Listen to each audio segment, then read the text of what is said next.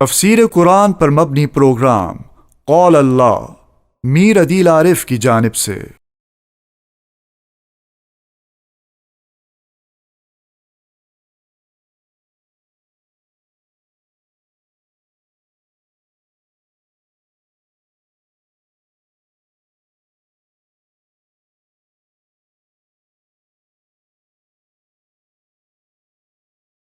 بسم اللہ الرحمن الرحیم۔ پروگرام قال اللہ میں آج ہم انشاءاللہ سورہ مائدہ کا 16واں رکوع یعنی آخری رکوع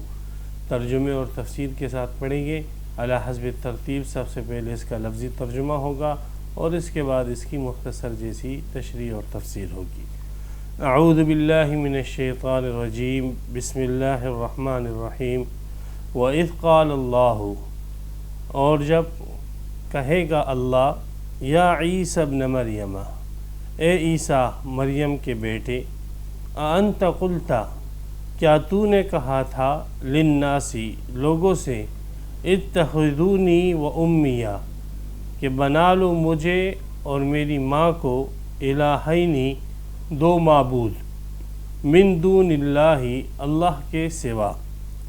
قال عیسیٰ علیہ السلام عرض کرے گے، سبحانک، اے اللہ تو پاک ہے، ما یکون لی، یہ میری شان نہیں ہے، ان اقولا کہ میں کہوں، ما ایسی بات، لیس بی بحق جس کا مجھے کوئی بھی حق نہ ہو، ان کنت قلتہ فقد علمتہ، اگر میں نے ایسی بات کہی ہوتی تو بالتحقیق تو اس کو جانتا۔ تعلم ما فی نفسی، تو جانتا ہے ان تمام باتوں کو جو میرے دل میں ہیں، ولا اعلم ما فی نفسک، اور میں نہیں جانتا ہوں اس کو جو تیری ذات میں ہے۔ انک انت علام الغیوب، بے شک تو غیوبات کا جاننے والا ہے۔ ما قلت لہم، میں نے انہیں نہیں کہا تھا، الا ما امرتنی بہ، مگر وہی جس کا آپ نے مجھے حکم دیا تھا، ان اعبدوا اللہ، میں نے یہی کہا تھا کہ عبادت کرو اللہ کی، ربی و ربکم، جو میرا اور تمہارا رب ہے، وکنت علیہم شہیداً، اور میں ان پر نگران تھا، ما دمت فیہم، جب تک میں ان میں رہا، فلما توفیتنی، جب آپ نے مجھے لے لیا، کنت انت الرقیب علیہم، تو آپ ہی نگہبان رہے علیہم ان پر، وانت علی کل شیء شہید، اور آپ ہر چیز پر گواہ ہے۔ ان تعذبہم، اگر آپ انہیں عذاب دیں گے، فإنہم عبادک، تو بے شک یہ تیرے بندے ہیں، وإن تغفر لہم، اور اگر تو انہیں معاف کرے گا، فإنک انت العزیز، بے شک تو غالب، الحکیم حکمت والا ہے۔ قال اللہ ارشاد فرمائیں گے، ھذا یوم ینفع الصادقین،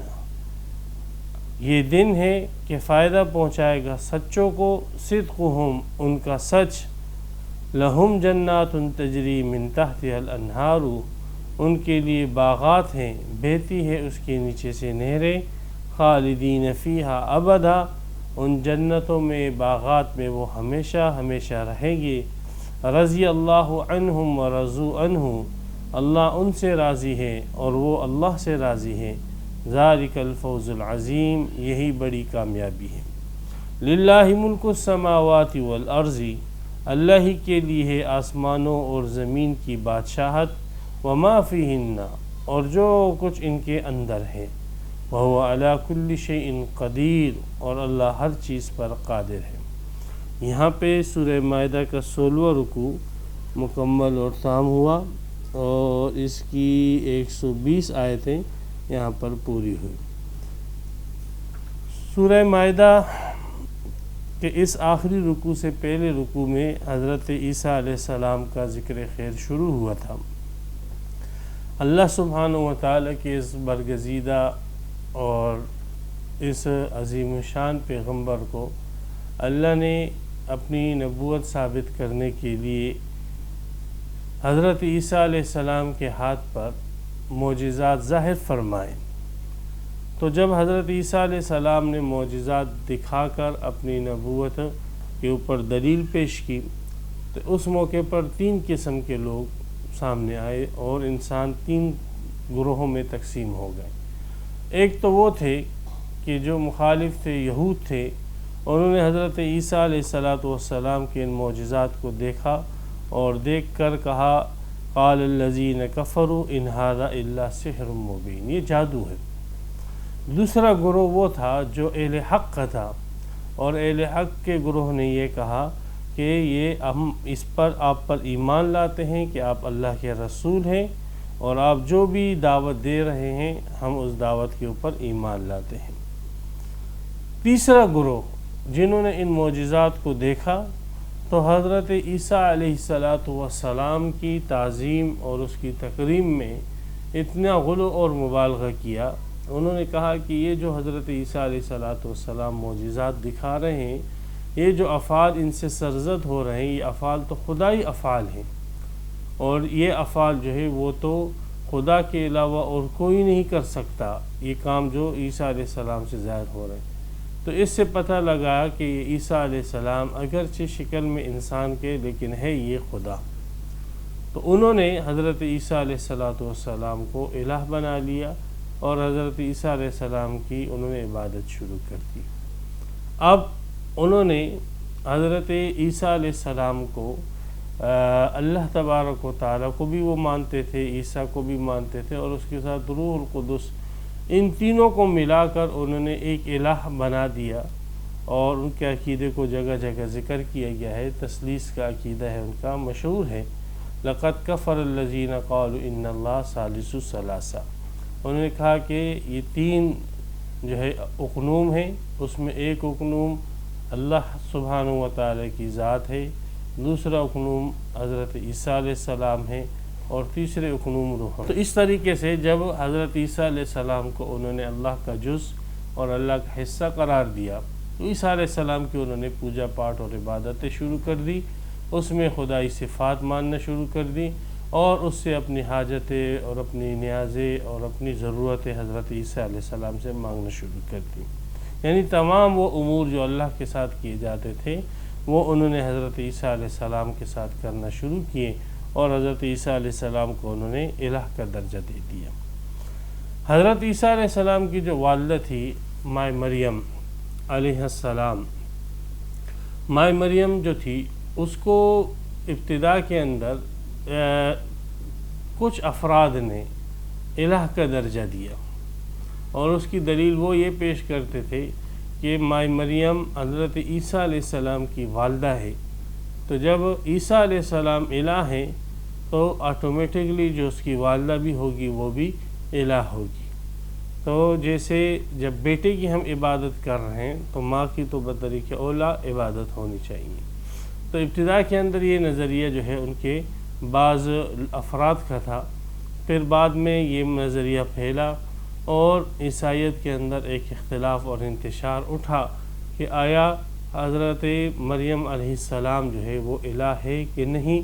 حضرت مائے مریم کی عبادت عیسیٰ علیہ السلام کی طرح کی جائے یا نہ کی جائے، حضرت مائے مریم سے اپنی حاجتیں اور ضرورتیں ایسی جیسے عیسیٰ علیہ السلام سے مانگتے ہیں مانگی جائے یا نہ مانگی جائے۔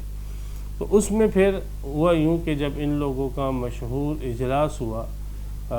چوتھی جو ہے صدی کے اندر،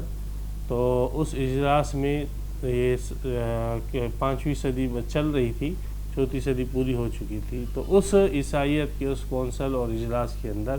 اس بات پر ساری دنیا عیسائیت نے اتفاق کر لیا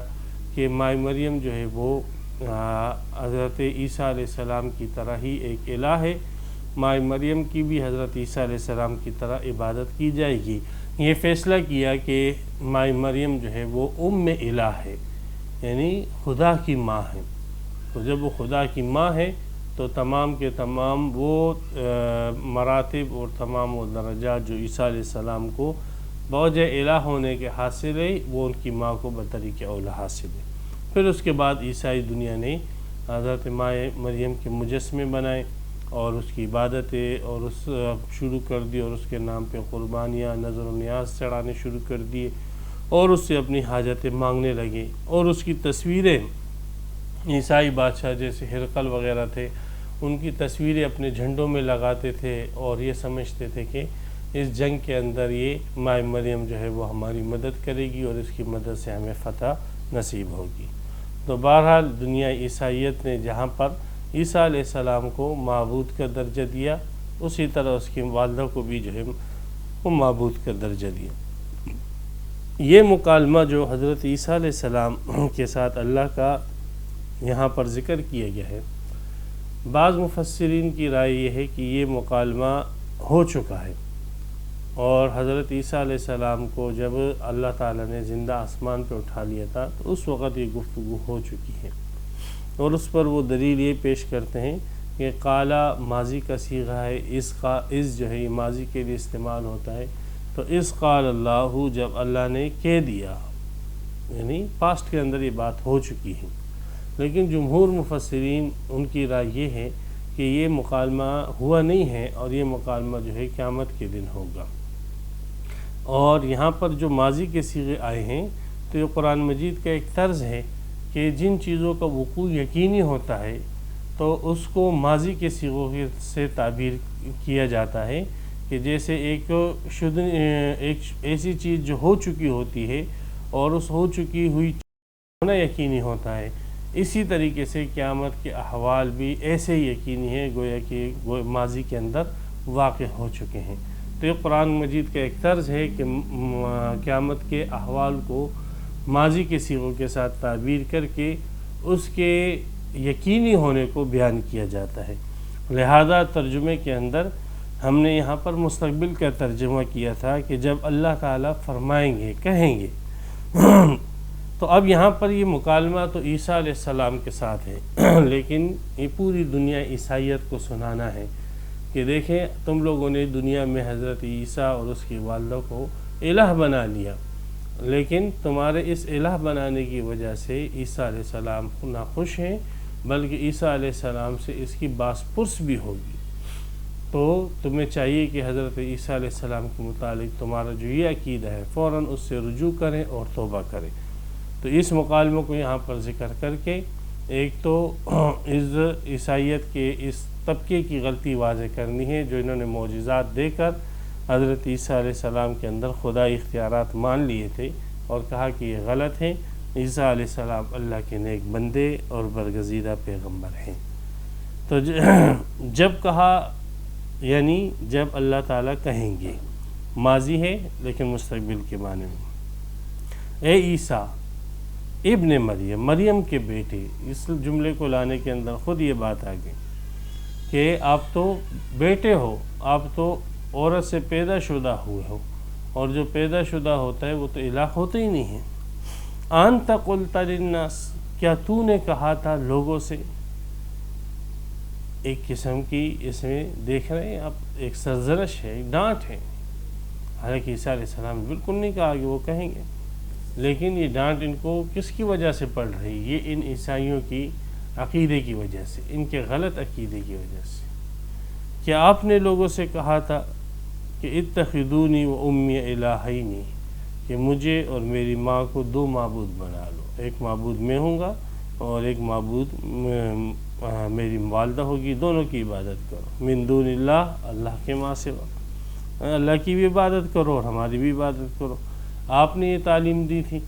کہ اللہ کے علاوہ جو ہے میری اور میری والدہ کی بھی عبادت کی جائے۔ قال، تو عیسیٰ علیہ السلام عرض کرے گی سبحانک، اے اللہ تو پاک ہے، اس بات سے پاک ہے کہ کوئی تیرے ساتھ عبادت کے اندر شریک ہو، تو پاک ہے اس بات سے کہ کوئی الوہیت کے اندر تیرے ساتھ شریک ہو، کوئی تیری صفات کے اندر تیرے ساتھ شریک ہو، کوئی تشریح کے اندر تیرے ساتھ شریک ہو، تو ہر قسم کے شرک سے پاک ہے۔ ما یکون لی ان اقول ما لیس لی بحق، میری تو یہ مجال نہیں ہے، جرت نہیں ہے کہ میں ایسی بات کہوں کہ جس کا مجھے کوئی حق نہیں ہے، یعنی جو بات کہنا میرے لیے جائز نہیں ہے، حرام ہے کہ میں لوگوں کو یہ دعوت دوں کہ مجھے معبود بناؤ۔ تو یہ ایسی بات ہے کہ جو بات جو ہے ایسی بات کہ جس کے کہنے کے میرے لیے کوئی بھی اختیار اور کوئی بھی میرے پاس وجہ نہیں ہے کہ میں یہ بات کروں۔ ان کنت قلتہ فقد علمتہ، اگر میں نے یہ بات کہی ہوتی تو آپ تو جانتے ہیں سب چیزیں، تو آپ کو اس کا بھی علم ہوتا، لیکن آپ کے علم میں ہے کہ میں نے یہ بات نہیں کہی ہے۔ قالوا ما فی نفسی، آپ تو ظاہر چھوڑیں، ان باتوں کو بھی جانتے ہیں جو میرے دل میں ہیں۔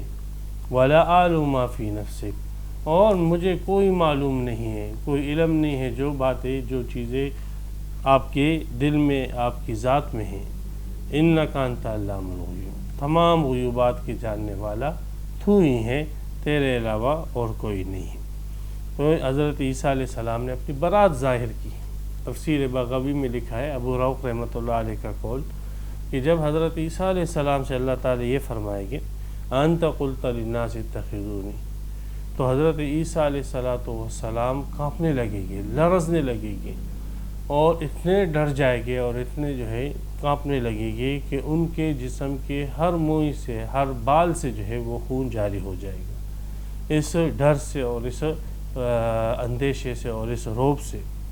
تو بڑی سخت تکلیف میں ہوگی۔ اور عیسیٰ علیہ السلام کو اللہ کا بیٹا کہنا، اس سے جیسے عیسیٰ علیہ السلام کو قیامت کے دن سخت تکلیف ہوگی اور اس سے وہ سخت ناراض ہوگی، اسی طریقے سے اللہ تبارک و تعالیٰ کے لیے اولاد ٹھہرانا،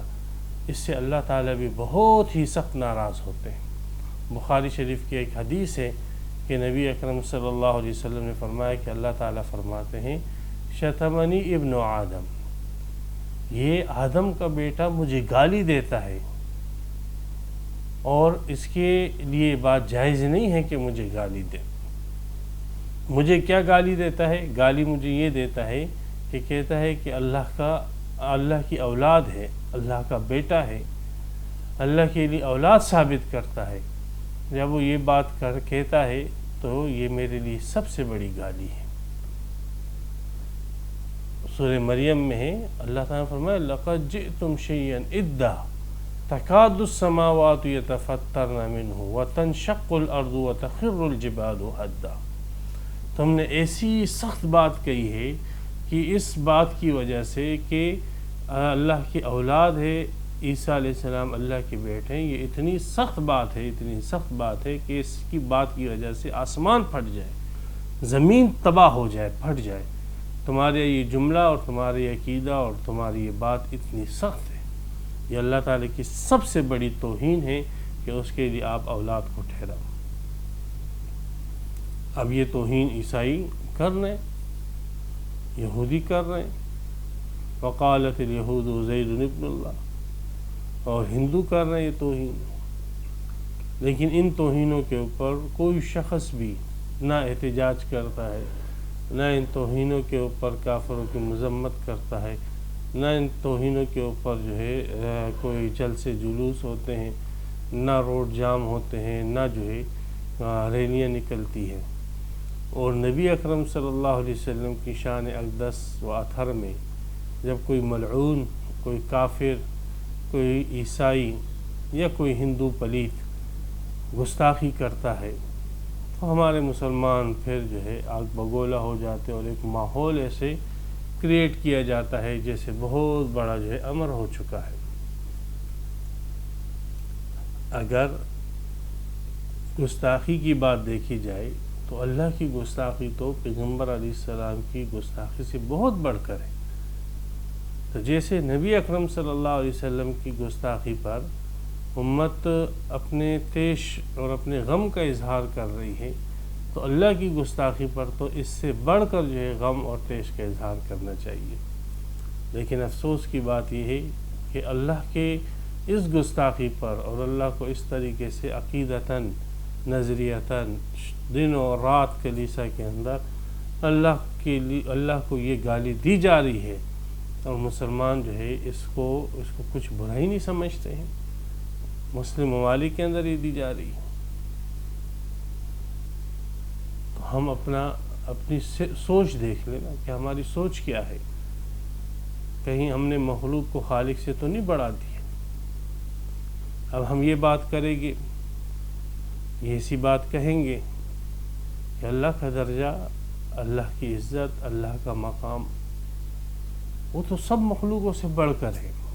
اس کا جلال، اس کی کبریائی کے سامنے کسی کی کبریائی کچھ نہیں ہے۔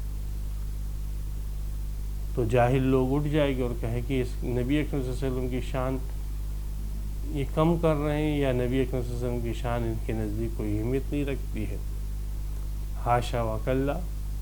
نبی اکرم صلی اللہ علیہ وسلم کی شان پر، آپ کی ناموس پر، عزت پر ہماری جان، مال، عزت، آبرو، ہمارے ماں باپ، ہماری نسلیں قربان ہو جائے۔ لیکن ایک مسئلے کی نوعیت ہم بیان کر رہے ہیں کہ لوگوں کو ذہنیت کیا دی جا رہی ہے، مسلمانوں کو ذہنیت کیا دی جا رہی ہے۔ درجات کا تفاوت ضروری ہے، حتیٰ کہ انسانوں کے اندر بھی نبی اکرم صلی اللہ علیہ وسلم فرمایا انزل الناس علی قدر منازلہم۔ تو اللہ کو رب ہے، اس کو اس کا درجہ دیا جائے۔ نبی اکرم صلی اللہ علیہ وسلم سے بڑھ کر پوری دنیا کے انسان، مسلمان، انبیاء، اولیاء جمع ہو جائے، نبی اکرم صلی اللہ علیہ وسلم کی شان تک نہیں پہنچ سکتے۔ لیکن آپ اللہ سبحانہ و تعالیٰ کی عزت اور ناموس کے بعد آپ کی عزت اور ناموس ہے، اور آپ علیہ السلام کی عزت اور ناموس کی حفاظت کا یہ طریقہ تو کہیں پر بھی نہیں ہے کہ آپ سڑکیں بند کر دو، روڈ جام کر دو، اور توہین جو ہے انڈیا میں ہو رہی ہے، فرانس میں ہو رہی ہے، اور آپ مسلمانوں کو پریشان کرو۔ یہ کہاں کی توک ہے؟ آپ مسلمانوں کے راستے بند کرو۔ ابو داؤد شریف میں حدیث ہے، نبی اکرم صلی اللہ علیہ وسلم لعنت فرمائی ہے جو مسلمانوں کے راستے بند کرے۔ تو جس پیغمبر کی لعنت پڑ رہی ہے، اسی پیغمبر کے عزت اور ناموس کے نام پر ہم لوگ اس پیغمبر کے احکامات کی مخالفت کر رہے ہیں۔ پیغمبر علیہ السلام نے اپنی شان اور اپنے ناموس کے خلاف کام کرنے والوں کو طریقہ بتلا دیا کہ جو شخص بھی پیغمبر علیہ السلام کی ناموس کے لیے کام کرنا چاہتا ہے اور ان لوگوں کے خلاف کام کرنا چاہتا ہے، تو اس کا طریقہ تو آپ علیہ السلام کی سیرت میں واضح ہے۔ کعب ابن اشرف کے ساتھ کیا کیا آپ علیہ السلام؟ اس گستاخ کے لیے آپ نے کوئی مدینے میں احتجاجی ریلی نکالی؟ اس گستاخ کے لیے آپ نے کوئی روڈ بند کیے ہیں، کوئی احتجاج کیا؟ نہیں۔ آپ علیہ السلام نے ایک فدائی کو بھیجا، ایک جوان کو بھیجا، اور اس نے اس پلید کا کام کر لیا۔ تو طریقہ تحفظ ناموس رسالت کے یہی ہے کہ جو زبان پیغمبر علیہ السلام کی شان کے خلاف اٹھے تو اس زبان کے خلاف روڈوں پر احتجاج نہ ہو، اس پر اپنی جھوٹی سیاست اور جھوٹے مذہب کو جو ہے اس کی تشہیر نہ ہو۔ پیغمبر کی رسالت اور پیغمبر کے ناموس کو اپنی ذاتی مفادات کے لیے استعمال نہ کیا جائے، بلکہ اگر واقعی جو ہے محبت کے دعوے دار ہو، سچے ہو، تمہارے پاس اتنی طاقت ہے کہ جس جگہ پر یہ ملعون بیٹھا ہے وہاں پہ اس کو مردار کر دو۔ سلمان رشدی ملعون ابھی تک زندہ ہے، دیگر بہت سارے جن خبیث ان کے نام لینے ہی جو ہے غلاظت ہے، وہ ابھی تک زندہ ہے۔ یہ ہے ہمارا عشق رسول، اور یہ ناموس رسالت، اور یہ جو ہے تحفظ ناموس رسالت کے یہ طریقے ہیں۔ غلط گائیڈ نہ کرو لوگوں کو۔ مسلمان پہلے ہی مسائل کے اندر بڑے مبتلا ہے۔ کام کرنا ہے، کام کرنے کا طریقہ پیغمبر علیہ السلام نے دے دیا، اسی طریقے پر کام کرو، اپنی دکانداریاں مت چمکاؤ اس پر۔ یہ ناموس رسالت کا معاملہ ہے۔ تو حضرت عیسیٰ علیہ السلام مزید عرض کریں گے کہ ما قلت لهم الا ما امرتنی به، میں نے انہیں دعوت نہیں دی تھی مگر اسی چیز کی جس کا آپ نے مجھے حکم دیا تھا، ان اعبدوا اللہ ربی و ربکم، کہ صرف ایک اللہ کی عبادت کرو جو میرا بھی رب ہے اور تمہارا بھی رب ہے۔ میری تمام حاجتیں اور ضرورتیں مجھے پیدا کرنے والا، میری حاجت اور ضرورتوں کو پیدا کرنے والا اللہ ہے، اور ان سے مجھے انتفاع حاصل کرانے والا وہ اللہ ہے۔ میری تمام مشکلات اور تمام مسائل کا حل میرے اللہ کے پاس ہے، وہی میرا رب ہے۔ تیسرے سپارے میں سورہ آل عمران میں یہی عیسیٰ علیہ السلام نے کہا، ان اللہ ربی و ربکم فاعبدوہ۔ سورہ زخرف کے اندر یہی حضرت عیسیٰ علیہ السلام نے کہا، سورہ مریم کے اندر یہی دعوت حضرت عیسیٰ علیہ السلام نے دی، اور یہاں پر بھی یہی دعوت حضرت عیسیٰ علیہ السلام قیامت کے دن یہی کہی، یہی دعوت میں نے دی تھی۔ باقی جہاں تک رہے ان لوگوں کے عقائد اور نظریات اور ان کے اعمال، تو وَكُنْتُ عَلِيهِمْ شَهِيدًا مَا دُمْتُ فِيهِمْ، میں ان پر نگہبان تھا جب تک میں ان میں موجود تھا۔ جب تک میں تھا ان میں حیات تھا تو میں ان کے اعمال اور عقائد کی نگرانی کرتا، کوئی خلاف شرع چیز یا عقیدہ مجھے نظر آتا تو اس کی اصلاح کی کوشش کرتا اور اس پر ان کو متنبہ کرتا اور برے عقیدے اور برے اعمال کی تردید کرتا۔ لیکن فلما توفیتنی، جب آپ نے مجھے لے لیا، یہاں پر مسلمان توفی کا معنی کرتے ہیں اٹھا لینے کے ساتھ، اس لیے کہ ہم مسلمانوں کا عقیدہ یہ ہے کہ اللہ تبارک و تعالی نے حضرت عیسیٰ علیہ السلام کو زندہ آسمانوں پر اٹھا لیا، اور کافروں کا عقیدہ یہ ہے کہ حضرت عیسیٰ علیہ السلام فوت ہو چکے ہیں۔ اور اس کافروں کے اس عقیدے سے بعض دنیا پرست قسم کے مسلمان ہیں، وہ بھی متاثر ہوئے ہیں، چونکہ کافروں کے اندر رہتے ہیں، انگریزوں کے اندر رہتے ہیں، تو وہ بھی اب ان کی بولی بولنے لگے ہیں کافروں کی، اور وہ بھی یہ کہنے لگے ہیں کہ حضرت عیسیٰ علیہ السلام وہ فوت ہو چکے ہیں، حالانکہ اس کے متعلق سینکڑوں حدیثیں ہیں، اور ہم مسلمانوں کا اجماعی عقیدہ ہے، اور علماء نے تصریح کی ہے کہ جو حضرت عیسیٰ علیہ السلام کے آسمان پر جانے اور دوبارہ واپس آنے کا قائل نہیں ہے، وہ دائرہ اسلام سے خارج ہے، اس لیے کہ نصوص متواترہ کا منکر ہے۔ پھر ان کے بڑے لیڈروں میں سے جس نے حضرت عیسیٰ علیہ السلام کی حیات کا اور آسمان پہ جانے کا انکار کیا، قادیانیوں کی جماعت ہے۔ تو قادیانیوں کا جو جھوٹا نبی ہے، اس نے پہلے ایک رسالہ لکھا اور اس میں حضرت عیسیٰ علیہ السلام کے متعلق وہی عقیدہ رکھا جو کہ مسلمانوں کا تھا، اور پھر اس کو قرآن کی نصوص سے اور احادیث سے ثابت کیا۔ پھر بعد میں جب اس کو خود یہ شوق ہوا کہ میں خود عیسیٰ علیہ السلام بنوں، تو اس کے لیے پھر اس نے ضروری سمجھا کہ پہلے جو عیسیٰ علیہ السلام ہیں تو ان کی وفات کا قول میں کروں، تو پھر میں دوبارہ جو ہے میں ان کی جگہ پھر لے سکوں گا، لیکن اگر وہ عیسیٰ زندہ رہے تو پھر میں ان کی جگہ نہیں لے سکوں گا۔ تو ان کو چونکہ عیسیٰ علیہ السلام بننے کا شوق تھا، اس لیے اس بدبخت اور کذاب نبی نے حضرت عیسیٰ علیہ السلام کے فوت ہونے کا جھوٹا دعویٰ کیا، اور وہی باتیں جو کافر کرتے تھے ان کی ان باتوں کو چرا کر اللہ کی طرف جھوٹ منسوب کیا، اور کہا یہ مجھ پر الہام ہو رہا ہے، یہ مجھ پر وحی ہو رہی ہے، یہ میرے پاس فرشتے آ رہے اور یہ مجھے اللہ تعالی کی طرف سے نئی نئی معلومات آئی ہیں۔ لعنت اللہ علی الکاذبین۔ تو بہرحال فلما توفیتنی، جب عیسیٰ علیہ السلام فرماتے ہیں کہ جب آپ نے مجھے لے لیا ہے، یعنی جب اٹھا لیا آپ نے مجھے، وَكُنْتَ أَنْتَ الرَّقِيبَ عَلَيْهِمْ، آپ ہی ان پر نگہبان تھے، آپ ہی ان کے اعمال کو دیکھنے والے تھے۔ اس سے پتہ لگا کہ انبیاء ہر جگہ حاضر ناظر نہیں ہوتے، جیسے بعض جاہلوں نے عقیدہ بنا لی ہے، پتہ نہیں عقیدہ انہوں نے کہاں سے چھین کی، حالانکہ بالکل نصوص قطعیہ قرآن اور حدیث کے تو مخالف ہے ہی ہے، عقل کی بھی بداحت کے بھی مخالف ہے۔ پتہ نہیں کہاں سے، کس ملنگ سے، کس فقیر سے ان لوگوں نے یہ باتیں اٹھا لی۔ وَأَنْتَ أَنْتَ الرَّقِيبُ الْعَلِيمُ، آپ ہی ان پر نگہبان،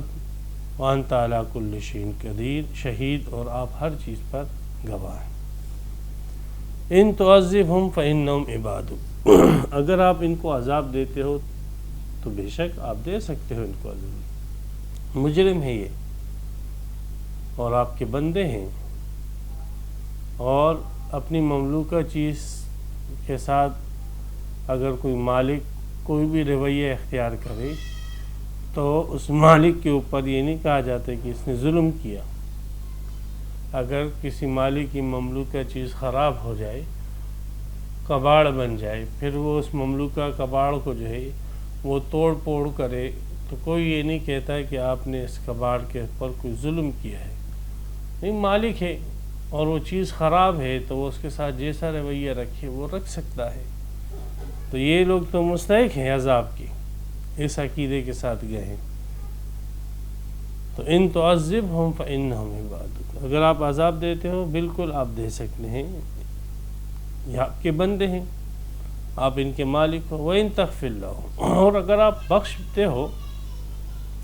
تو کوئی آپ کو مجبور نہیں کر سکتا۔ فَإِنَّكَ أَنْتَ الْعَزِيزُ، آپ غالب ہو،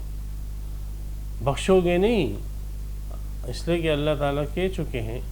کہ میں جو ہے شرک کو معاف نہیں کروں گا۔ ان اللہ لا یغفر ان یشرک بہ، شرک کو میں معاف نہیں کروں گا۔ ویغفر ما دون ذلک لمن یشاء، اس کے علاوہ باقی گناہوں کو چاہوں گا تو معاف کر لوں گا۔ تو آپ معاف تو نہیں کرو گے، لیکن بالفرض اگر آپ معاف کرنا چاہو تو کوئی آپ کو روک بھی نہیں سکتا۔ تو ان تغفر لہم کے اندر امکان کا ذکر نہیں ہے کہ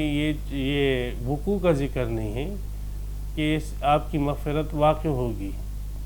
بلکہ قدرت کا ذکر ہے کہ باوجود آپ کے اس کہنے سے کہ میں مشرک اور کافر کو نہیں بخشوں گا، آپ کو کافر اور مشرک کے بخشنے پر قدرت ہے، آپ کی قدرت ختم نہیں ہوئی ہے۔ بعض جاہلوں نے یہ بھی ایک عقیدہ بنا دیا کہ جب اللہ تعالیٰ نے کہہ دیا کہ میں کافر کو نہیں بخشوں گا تو اب اللہ تعالیٰ کی قدرت ہی ختم ہو گئی، والعیاذ باللہ۔ تو اللہ تعالیٰ معاف نہیں کرے گا، لیکن عیسیٰ علیہ السلام نے بتلا دیا ان تغفر لہم، اگر آپ معاف کرتے ہو فإنک انت العزیز، آپ غالب ہو، آپ غالب ہو، آپ کو کوئی روک نہیں سکتا۔ یہ الگ بات ہے کہ آپ معاف نہیں کرو گے، لیکن اگر معاف کرو تو آپ کو کوئی روک نہیں سکتا ہے۔ الحکیم، آپ معاف نہیں کرتے ہو، سزا دیتے ہو یا آپ معاف کرتے ہو، آپ کے ہر کام کے اندر حکمت ہی حکمت ہے۔ قال اللہ تبارک و تعالی ارشاد فرمائے گی، ہم نے ایک دستور بنایا ہے زندگی دنیا کے اندر کہ جو شخص ایمان اور عمل صالح کے ساتھ آئے گا وہ کامیاب ہے، اور جو اس کے بغیر آئے گا ایمان کے وہ ناکام ہے۔ تو اس دستور پر آج ہم ان سب کو پرکھیں گے، جو دستور ہم نے انبیاء کے ذریعے سے اور رسولوں کے ذریعے سے اور آسمانی کتابوں کے ذریعے بھیج دیا تھا، اسی دستور پر ان سب کی جانچ ہوگی۔ آج اس دن ہم اپنی چاہت کے اوپر کہ میں جس کو چاہوں معاف کروں، جس کو چاہوں نہیں، اپنی چاہت پر ہم فیصلہ نہیں کریں گے، بلکہ ہم فیصلہ کریں گے اس دستور پر، اور اس دستور کے مطابق جو شخص مجرم ہوگا اس کو سزا دی جائے گی، اور جو نیک ہوگا اس کو اس کی نیکی کا بدلہ دیا جائے گا۔ چنانچہ ارشاد ہوگا ھذا یوم ینفع الصادقین صدقہم، آج کے دن سچوں کو ان کا سچ فائدہ دے گا۔ لہم جنات، فائدہ کیا دے گا؟ اچھی زندگی ملے گی، باغات ہوگی جس کے نیچے سے نہریں بہہ رہی ہوگی، اور وہ چند دن کے لیے نہیں بلکہ خالدین فیہا ابدا، ہمیشہ ہمیشہ۔ ان سے بڑھ کر پھر رضی اللہ عنہم، اللہ ان سے راضی ہو جائے گا۔ ورضوان من اللہ اکبر، اللہ کی رضامندی تو جنت سے بھی بڑھ کر ہے۔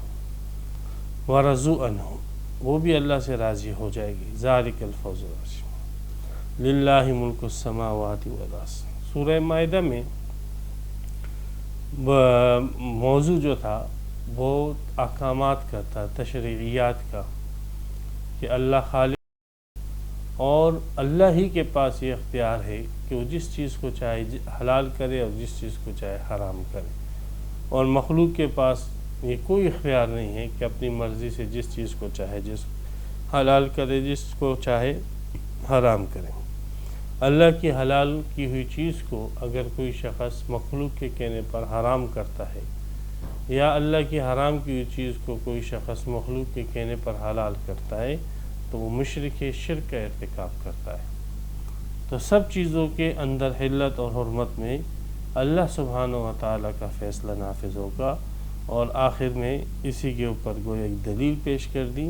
کہ تمام کائنات میں ایک اللہ ہی کا آرڈر چلے گا۔ کیوں؟ اس لیے کہ بادشاہ صرف ایک ہی ہے، شہنشاہ صرف ایک ہی۔ للہ ملک السماوات والارض وما فیہن، آسمانوں کے اندر بادشاہت ایک اللہ کی ہے، زمین میں بادشاہت ایک اللہ کی ہے، اور ان میں جتنی مخلوقات ہے اور جتنی چیزیں ہیں آسمان اور زمین کے اندر، ان سب پر بادشاہت ایک اللہ کی ہے۔ جب بادشاہ ایک اللہ ہے تو اسی اللہ ہی کا حکم چلے گا، اس لیے کہ شہنشاہ اور بادشاہ وہ ہے۔ وَهُوَ عَلَى كُلِّ شَيْءٍ قدیر، اور وہ ہر چیز پر قادر ہے، قدرت والا ہے، لہذا بادشاہت اس کے پاس ہے، طاقت اس کے پاس ہے، تو حکم بھی اسی کا چلے گا۔ قدرت والے اللہ، بادشاہت والے اللہ سے ہم دعا کرتے ہیں کہ یا اللہ اس سورہ مائدہ میں جو آپ نے علوم رکھے ہیں، اس علوم کا وافر حصہ ہمیں عطا فرما۔ اس سورہ مائدہ میں اور پورے قرآن میں جو تو نے احکامات رکھے ہیں، ان احکامات کے ساتھ ہماری زندگیوں کو مزین فرما۔ جن چیزوں سے تو نے منع فرمایا ہے ان چیزوں سے ہمیں روک دے، ہمیں ایمان، تقوی، عمل صالح، پرہیزگاری والی زندگی اور ایمان کامل پر موت عطا فرما۔ وآخر دعوانا ان الحمد للہ۔ تفسیر قرآن پر مبنی پروگرام قول اللہ میر عدیل عارف کی جانب سے